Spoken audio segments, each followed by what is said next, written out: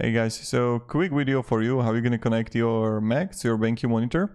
So when you're gonna have the BenQ monitor and you're gonna have the HDMI there, what you need to do, you need to use adapter or where you're gonna have the docking station. And how it works is that you're gonna have the BenQ or HDMI. There you need HDMI cable, and then what you need to have HDMI USB-C adapter.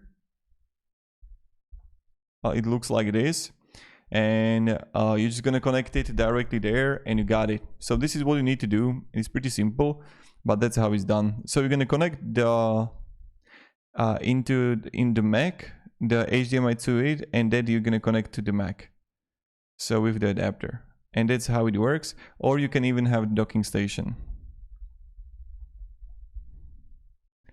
right, where you would connect the HDMI. So you just need to buy one with the HDMI, or even for this you need to buy adapter if your docking station doesn't have it.